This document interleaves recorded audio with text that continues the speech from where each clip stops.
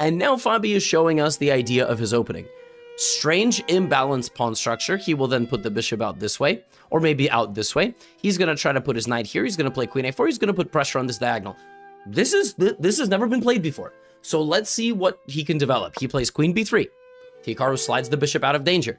Fabi develops the knight, and Hikaru plops the knight into the middle of the board, targeting the pawn on d4. By the way, this pawn can just be taken now. It is completely free. But Hikaru doesn't take it. And I think part of that is, like, obviously Fabiano prepared something. If you grab this pawn and look to get really aggressive with your opponent, there's ideas like bishop a3 to put pressure like this. And then if you try to back up and defend yourself, you know, I slide forward, I attack the bishop. If you slide the bishop back, your bishop gets trapped out of nowhere. So you have to be very, very careful here. And so Hikaru doesn't participate in any of these shenanigans. He plays knight to f5. And then he gets his rook out of the way like this, and this is the way he liberates his position, but Fabi continues to push forward, clearly on the momentum of his opening preparation. Hikaru jumps in the knight to d4, Fabi plays queen a4, targeting the bishop gets defended, and at this point, Hikaru completely takes over the momentum of the game. Hikaru here has a very clear plan. He's going to play bishop d7 to kick out the queen. Then he's going to get his rook out of the diagonal of this bishop, which can be exploited. And then he's going to play pawn to c5, anchoring in the knight.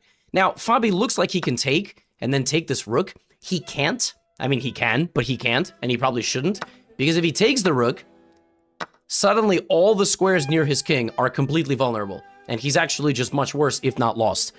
And this is something that I like to call relative value. It's actually in my next book. I talk about this concept. This is a 3-point bishop, and that's a 5-point rook. So obviously you want to take the rook, right? No.